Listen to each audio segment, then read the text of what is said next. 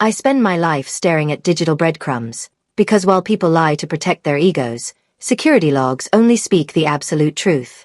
My name is Patricia, and as the head cyber compliance director for a major defense intelligence contractor, my job is keeping federal secrets safe. Most people imagine hackers in dark rooms when they think of data theft, but in reality, the biggest threat to national security is usually an entitled executive who thinks rules are optional suggestions. It was a grey Tuesday afternoon while I was buried in routine server audits when I noticed an unauthorized ping against our most classified network. Our entire infrastructure is linked to verified biometric clearances, yet someone was using a ghost account from 5 years ago to probe our primary air-gapped drive. My stomach tightened as I dialed our internal IT manager to figure out who was bypassing our security grid. He confessed through a trembling voice that our CEO had personally demanded the backdoor access for his son.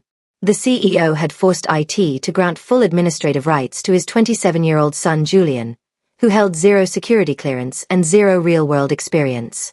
Julian was a former crypto enthusiast turned chief strategy officer, who believed corporate safety measures were merely stifling his creative genius. He wanted unfettered access to our military forecasting data so he could build an AI demonstration for upcoming Pentagon meetings. Bypassing those firewalls was a massive breach of federal law that carried immediate criminal liability. Instead of causing a scene in the hallway, I opened a separate encrypted terminal and sent a priority incident report directly to the National Security Agency. That evening, Julian used those executive master keys to override our primary failsafes and extract top-secret files. I watched the live logs in disbelief as he pulled raw military datasets and uploaded them directly to an unsecured third-party cloud server. He had just committed a massive federal crime, and I made sure every single packet transfer was logged for the authorities. The next morning, the entire company gathered in the atrium for a mandatory presentation where Julian stood proudly on stage alongside his father.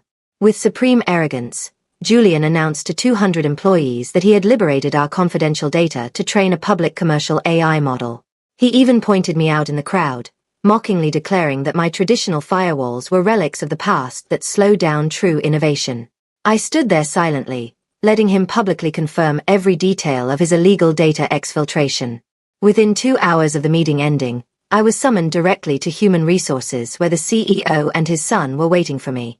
They accused me of creating a toxic atmosphere, declared I was no longer a cultural fit, and demanded my immediate resignation. They offered me a minor severance package if I signed a non-disclosure agreement, which I flatly refused to do. The CEO smugly confiscated my security badge and had me escorted out of the building, completely unaware that his actions had triggered a federal counterintelligence response. Sitting in my car outside the complex, I opened an encrypted messaging app and received a direct confirmation from my contact at the NSA. They designated me as a protected whistleblower, ordered me to stay off the grid, and confirmed that federal agents were taking position. I drove home, made myself a hot cup of tea, and waited while the government built an airtight criminal case against the executive suite. The silence of my quiet house was a sharp contrast to the digital storm currently gathering over the company. Later that afternoon, a high-ranking NSA director contacted me via a secure video feed to review our mirrored live telemetry of the company servers.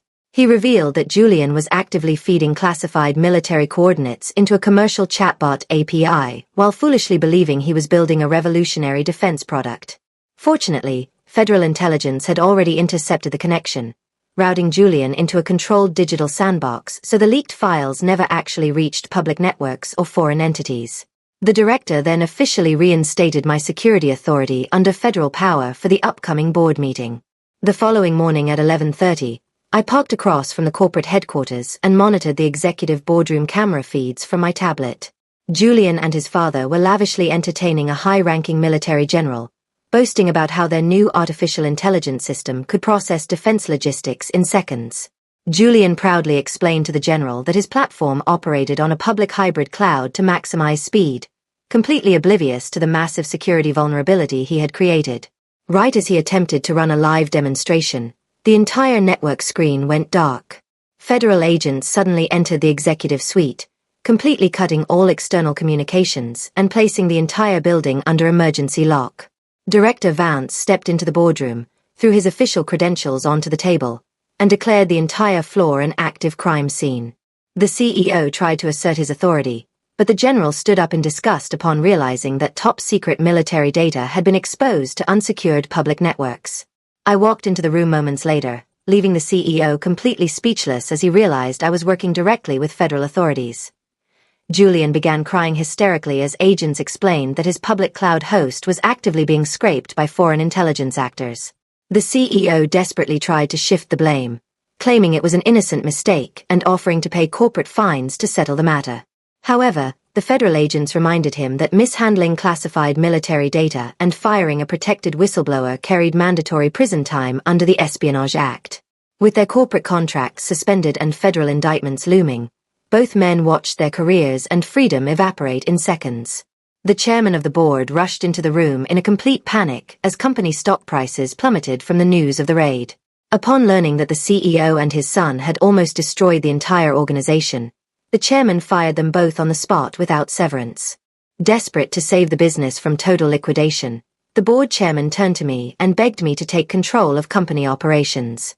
I agreed to return only under strict conditions: absolute authority over all security protocols, direct reporting to the board, and complete immunity from executive interference.